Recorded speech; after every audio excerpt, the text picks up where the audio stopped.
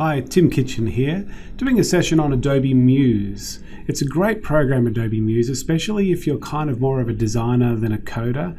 Those people who like coding web pages and websites, Dreamweaver is the main one. It's the main software for web design. But if you're not into coding, if you don't know much about HTML or cascading style sheets, then go with Adobe Muse because it's so simple. You can do some really cool things with Adobe Muse that you really needed to know a fair bit of coding before with Dreamweaver to make happen. So before we start with Adobe Muse, I just want to let you know about a couple of resources. I'm going to jump quickly to the Adobe Education Exchange, and I did a search for Muse and noticed that there were 56 different resources on the Adobe Education Exchange that were based around the word Muse. Now, they're not all necessarily focused on Adobe Muse, although many of them are, like this one here, create a Photoshop button for Adobe Muse, fashion portfolio websites for university level, week 6 session plan on Muse for grade 4, 5, 6 and 7, so I assume there's weeks 1 to 5 also available somewhere as well, but a whole range of resources. And the great thing about the Adobe Education Exchange, as I say many times, is it's teachers helping teachers. So you know that anything that's put on the Adobe Education Exchange is really worth investigating because it's educators helping other educators. If you're interested in finding out what the rest of the world, the non-education world, is actually talking about with Muse, let me just jump now to the Learn and Support site for Adobe Muse. And you can see this is just fantastic. If you want to get started, there's some little get started tutorial that goes for 34 minutes. Won't be as good as this one, but you can see that it's available there. And the URL for this is the helpx.adobe.com. I'm going to the Australian version /Muse, and learn essentials, key techniques, what's new. These are fantastic. If you want to go into the Show All Tutorials section, you'll be able to see a whole range of tutorials that you can potentially work through to get to know this program really well. And I've been through a couple of these myself just to get to know the program better. It's fantastic resources that Adobe has to offer for all of our programs, not just for Muse. But let's get stuck into Muse now. So what I'm going to do is I'm going to quickly open it up from my dock. Now, I am using a Mac, but it's very similar. It looks just the same on a PC as well. Obviously, you won't have the dock. You'll just go into My Programs and you'll find Adobe Muse that way. It's only available on the Creative Cloud. That's worth noting. So if you're still on CS6, you won't have Adobe Muse available. You do need to get to the latest version. So when you first open it up, you can see it has a Create section where you can just start creating new, or it's got Open Recent. You can see some of the ones I've been working on recently. But what's also worth looking at is the New Features section, which kind of gives you an idea of some of the latest tools, the latest little features of Adobe Muse that you might be interested in finding out more about. Or if you're a brand new member, and you can see it backtracks, it archives to new features that were in June and August and October. But if you just wanted to get started for the first time, I'd recommend going to Get Started, and then it takes you to how to set up a new site, how to add a Facebook like, how to add an accordion panel. Okay, well, I haven't tried that one myself. Just little tutorials that will help you get started. There's also a section here called Tips and Techniques, which is worth watching. This is like a little video that goes for 4 minutes. Now, it's great that Adobe Muse is giving you these little options just before you get started. I'm just going to jump to Create New Site, and it gives you the Layout panel. Most of the time I'm designing websites for a desktop computer, so I'll choose that, but you can use Muse to design websites for tablets and also for phones if you want to. I'm going to stick with desktop. I'm going to keep pretty much all the settings that are there and click OK, and I'll be into my environment. What you notice about Muse, if we go to the top left-hand corner up here, you'll notice that there is these 4 really important buttons. There's the Plan section, the Design section, the Preview section, and then the Publish section, which I won't go into just at the moment. So with the Plan section, you're actually doing your sitemap. We used to do those by hand, where we actually draw where the pages should be linking to each other and so on. We do that now within the software, which is really handy because it builds your site as you're planning it.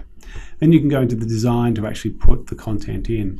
So I'm going to just start by creating a very simple little sitemap. I've got my home page up here. I'm going to click the little plus sign down the bottom, and it creates a secondary page, or like a child page to the home page.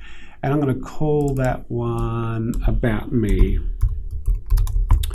Then I'm going to create another page at the same level as that one. I'm just going to call this one Images. And then a third page, or a fourth page really if you count the home page. And I'm going to call this one Contact Me. So I've got 4 pages now on my website, but you might be thinking, no, you've got 5 because you can see another one down here. Well, that in fact is our master page. And if I go into that page, if I double click it, it'll take me through to the design mode. So I'll do that now. And now I'm in sort of the design mode. And what I can do is I can actually start populating this particular page. Now remember, I'll just go back to plan. It was my master page that I just opened.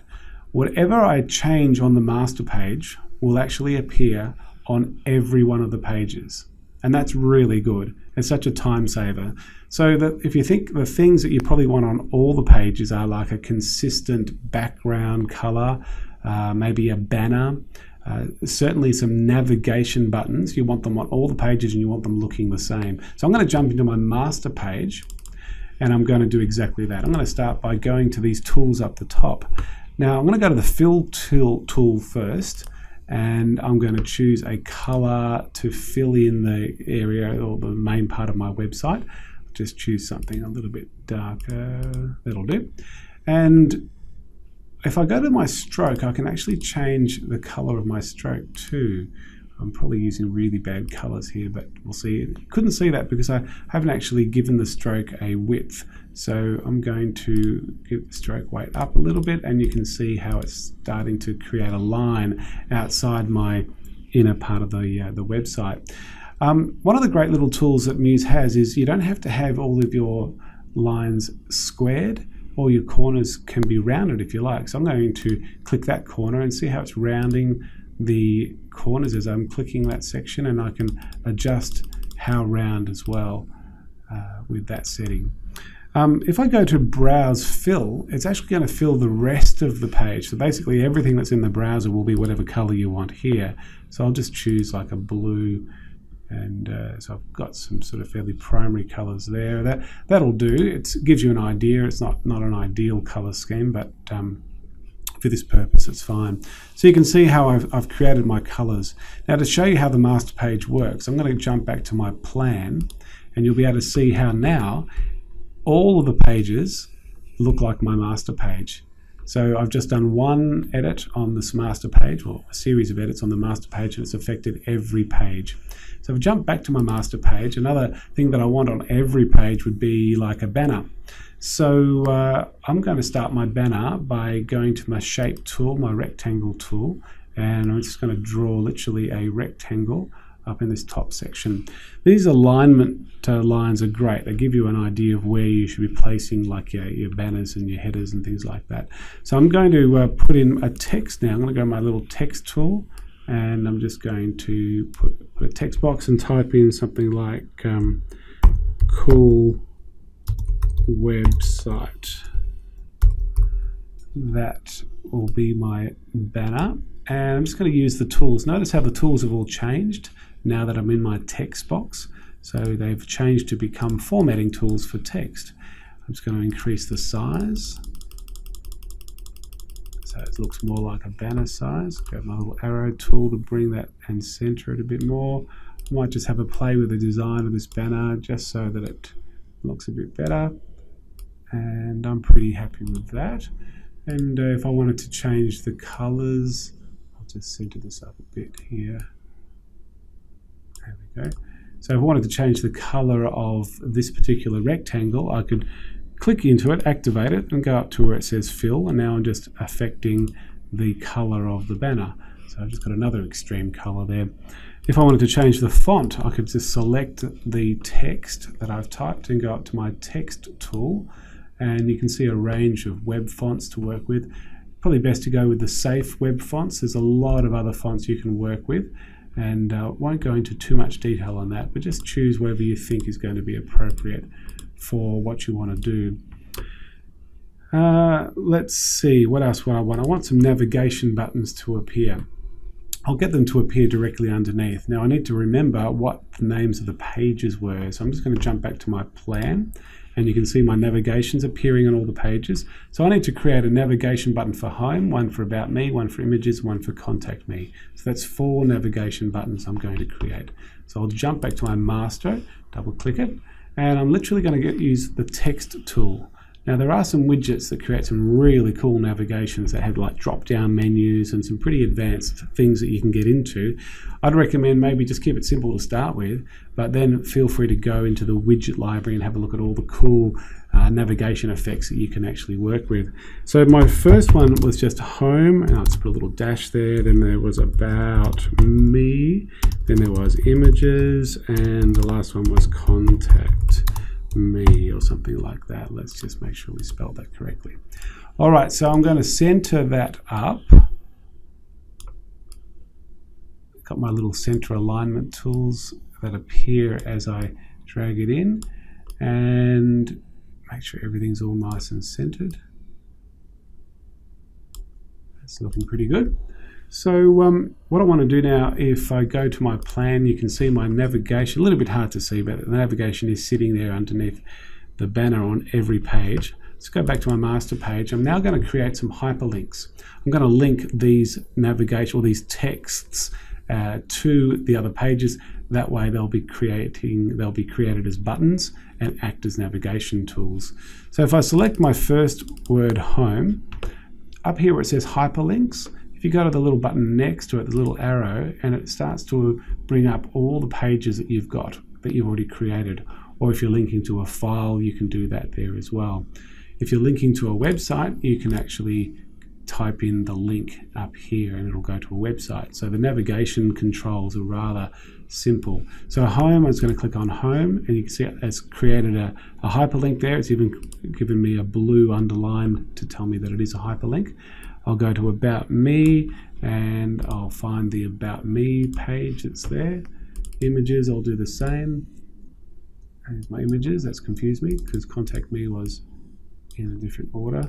I'll go to Contact Me. So my navigations are all active. So I'm just going to save this site now. Just going to Command S on the Mac or Control S on the PC, or just go to File and Save. And I just want to give it a name. I'll call it Cool Website. And just for this sake, I'm going to save it onto the desktop. So I'll click Save. And if we jump to the desktop now, we'll just have a look and see what we've actually saved. So on the desktop, there it is. It's a Muse site. It's called coolwebsite.muse. So I'll just keep that there for the moment. Turn back to Muse. And let's test my link. So if I go now to Preview, and I've gone into a page, I assume it's the home page, but if I click on it, it's not really telling me whether I've actually changed. I know it is working, but because all the pages look the same, as I'm clicking them, I can't really tell whether it's actually working. So I'll go back to my plan. What I'm going to do now is jump away from my master page and onto my home page. And I'm going to start populating the home page, so I'll make it unique, make it look quite different to the others. First thing I want on my cool website is a picture. Say a picture, well, it's about me, so I'll do a picture of me. So to do a picture, it's not a matter of going File and Insert. It's a little bit like InDesign in this case, and we're using the tool Place. And this is how we place any sort of asset into our page. The shortcut is Command D for Mac, Control D, I assume, for a PC. So I'll just go to Place, and I'm just looking for a low-res image. I would be recommending students to make sure they've managed all their assets in advance, make sure all their images are low-res, and they've all got them in a consistent folder, probably in the same location as where they save their work. So you keep everything nice and tight together.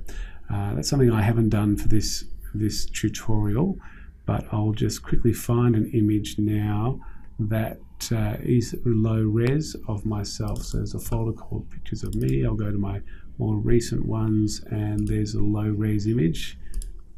and it comes up with a little thumbnail, and if I click once, just like in InDesign, it comes up at the size that the image is. Now if it's not low res and if it's a large image, it's going to be too big, so just resize it. And notice it keeps its proportions. You don't have to hold the shift key down when you're wanting to resize. And as I'm actually working or moving the image, notice the whole page kind of moves with me, and it kind of assumes that means you want the page to be bigger or smaller. It's kind of what we call a responsive design, so it kind of responds to as you design your page, your site. Now, one of the things I like to do with pictures on a website, and we have some great controls up here, is I can go to my stroke tool and choose a color. I might choose a color that's already on the picture. If I grab my little droplet tool, I can do the color of my skin, and then I can open up the stroke and it creates a border. That's not a particularly good color, but it gives you the idea. Might just change that because that's actually a really bad color. Let's change that to a dark blue. There we go, that'll do. So it kind of matches the color scheme of the website. And the stroke's probably a little bit thick, so I'll just bring that down a bit. And I can round the edges again, which is really cool. I like this part, and sort of enhance it, so it gives it a nice border, a nice rounded border for my image. And then of course you can add text like you should with any website. And if I go to my text box and just open up a text box here, make it as wide as I want, and I can add text here. I can add text like I would in a word processor or most other software that allows you to add text. Very, very simple. The great thing about Adobe Muse is that wherever I place the text in the image, that's where it's going to appear. It's not like the old days where we had to set up tables and hide the tables and insert the images and the text within the cells of the table. It's a lot more intelligent software these days. So I've got my text, I've got my image, I've got my navigation bars. So let's quickly populate some other pages. If I go to my plan section and go to About Me, and I'm just going to simply grab a text box here and just literally type the word About Me. And I might just quickly add another image and something will be different. So Command D for the shortcut for the images. And let's see if I've got another low-res image to work with. Tim and Alan. Oh, it's with Alan Partridge. There we go. So that's another low-res image. I'll just bring that in. Those of you who know the very famous Dr. Alan Partridge from America, that's him there. So I've got About Me. I might even say About Me with Alan. That'll do. All right, so I'll go to another page, go to Plan and go to Images. I might come back to the Images one. I'll just go to Contact Me, and let's grab a text box here. And I'm just going to put in my email address, so kitchen@adobe.com. So I could put my phone number, my address, whatever I wanted for the Contact Me. Now, because this is an email, I'm going to make it a hyperlink. I'm going to make it an email link so that I can actually the people who see it, if they click on it, it'll jump to their email client, whatever they're using, and they'll be able to email me directly. So I'll just copy that email address, Command C to copy, and I'm going to create a hyperlink. So if I paste that in, I think that will work. I'm not entirely sure, but we'll see. It's created the hyperlink, and I think that'll open up the email client. Automatically. I don't need to put any coding there. I see it's automatically. If I highlight this, it's recognized that it is an email address, and it's put in the coding for me. So the coding, the HTML coding to create a email hyperlink is mail to then colon, and I didn't need to know that. I did know it, but I didn't need to for this to work. So it just sort of shows you this is really designed for designers rather than coders. So I've got to that, and I could put another image there, but I won't bother at the moment because we're going to have fun with images in a minute. But let's have a little preview now and just see if this is working. So I'll go to my home page. There's my home page that I originally made. If I go to About Me, we should see the Dr. Partridge photo. Images should be nothing yet, and Contact Me should be my email address. All right, so far so good. Now, if I jump back to design, what I want to do is, jump back to plan. I want to go to my images, and I do want to show you one of the cool features of Muse that I love. And this is like adding a slideshow of images. Now, before Muse came along, if you were doing this in Dreamweaver, you'd have to know a fair bit of coding, and you'd have to know Dreamweaver pretty well. But there's some great widgets, and there are new things being developed all the time with Muse, which is one of the great things about it. So if I jump to the widgets library, and what I want to do is I want to go to the slideshow panel, just open up that, and the one I'm going to choose to work with is the thumbnails one, only because I don't know whether I've used it before, so it's a bit of a challenge. So with all of these widgets, what you do is you simply, as it says here, select a widget below and drag onto the page. How easy can that be? So I'll just grab this thumbnails one and drag it onto the page. Now, as it comes on, it gives you kind of a preview of what it's going to look like. So the main picture is going to be here. There's going to be little thumbnails of the images on this side, and it's going to give you little navigation buttons and some text that can go, a little caption to go with the pictures. So that's pretty cool. And that's a nice feel, a nice look for my images page. Now, to control this, to actually put the right pictures in, this little button here is like a little play button. If I click on that, it brings up all the controls for this particular widget. And the first thing is the Add Images folder. So obviously this is where you put the images that you want to put in. Now, like I said earlier, you want your images to be low res. You don't want them to be these massive files that you've taken with a digital camera that are like several megabytes in size. The whole image is just going to run the whole website's just going to really slow. And you have these massive images that you can't control. That's why we created Photoshop. Photoshop has some really wonderful tools within it that enable you to be able to compress a really large photo into a smaller one. And there's a nice filter in Photoshop called a batch image control, or it's a batch control, where you can actually get a whole lot of large files that you've taken with a digital camera, select them all, and you can make them all low res in just a few seconds. So look up a tutorial on how to do batch image compression with Photoshop, and that'll give you the techniques. I haven't got time on this tutorial to show you that, but I've already done that. So I'm going to go to my little folder, and I'm going to choose some images that I've already got compressed. And I know they're ready to go. They're sitting in my Photoshop folder here. They're called batch images. I think they're the original ones there, and all the compressed ones appear in this JPEG folder. And these are all under 100 kilobytes, so they're going to be really appropriate. If you've got images that are under 200, 300 kilobytes, that's probably fine. But if they're going to like 500 kilobytes or more, they're just going to be too big to handle. So I'm going to select all of these images, and I'm going to click Open. What's happening now, it's loading all those images into the widget, and instantly it's populated the thumbnails, and you can see the image. Now, I can't control this now because I'm still, I can. That's a new feature, that's it, or maybe that did appear. I wasn't expecting that to happen, but it did. Looks like I can actually control the size of the thumbnails too, which is quite cool. But I'm just going to undo that if I can. Just quickly do undo. There we go. So I did an edit, undo, and that did what I wanted it to do. I'll just make this bigger again.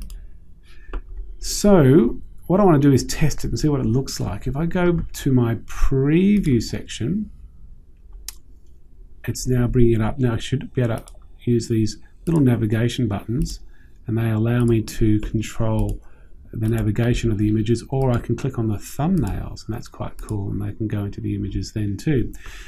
But one of the great things that, see how it's going automatically? That's the cool thing that I like. If I just let it go, you can see every 3 seconds, maybe 4 seconds, it's changing to another image, and that's a nice feature. If I wanted to adjust that, if I go back to Design and go to my arrow tool, just click on this widget again, go back to my play button, you can see the transition speed is 0.5 of a second. That's the time it takes between the images, so I can adjust that. Auto play is on, transition 3.5 seconds. So if that's good, I can make that 4 seconds, or I can just control how long each image will be viewed for. So there's lots of different controls that I've got access to by clicking on the little play button to be able to manipulate this widget. Just a reminder again that you can go to the Adobe Education Exchange to find a whole lot of resources here on how to use Muse. This one here, Adobe Muse Beyond Standard Navigation Menu, by a very, very famous Adobe person named Brian Chow, who's actually in the office behind this wall right as we speak, just out of interest. He's recommended this tutorial for Year 7s through to university. Beyond parallax scrolling, there's some really cool features there that Brian's showing us with Adobe Muse. So special thank you to Brian for putting these resources on the Adobe Education Exchange. And let me encourage anyone else who's used to not just Muse but any of our software to keep adding to the Adobe Education Exchange. It's such a wonderful resource. Now, just jumping back to my site, let's say I wanted to publish it.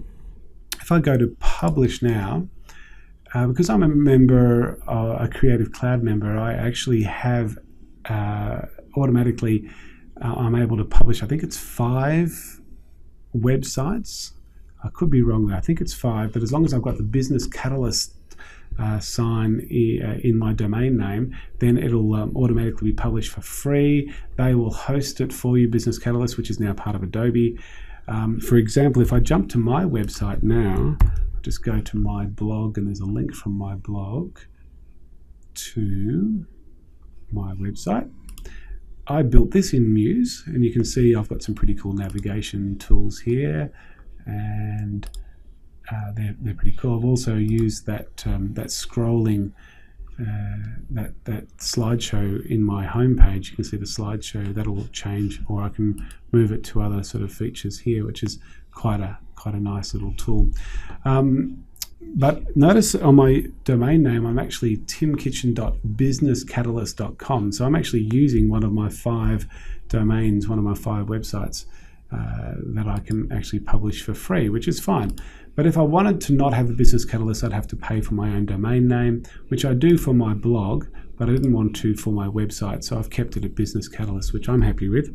But of course, if you want to just grab the files themselves, I'll just cancel this publish. And if you want to publish it somewhere else using maybe an FTP client, or some way of just grabbing the files onto a local server, not even put it on the internet, just have it as part of an intranet or just part of a little server that you might have for your classroom. I'm just trying to export now. So if I go to File and Export as HTML, and I just want to get access to all of the files that are part of a website. So I'm going to choose the site URL. I've just called site.com. That's fine. As long as it's got a .com or some sort of URL, you'll get away with that. If I go to the desktop, I'm going to create a folder on the desktop, call it Cool Site 1, so I know everything's going to sit into that folder. There's my directory, that looks good. I'll click OK. It's now exporting. So if I jump, it gives me a preview, which is nice. I'll just go to the images and test it out. But if I go to my Finder and go to my desktop, and there's my Cool Site 1, there's my website. And that's great. So those of you who like to just grab the files and put them into a server, then you've got access to do that too. So you've got basically all the control that you need for Adobe Muse. Well, I hope you found this helpful. Don't forget to go to the Adobe Education Exchange to find some more resources on Adobe Muse. And of course, the Learn and Support site too is really outstanding. And good luck with your web design. See you later.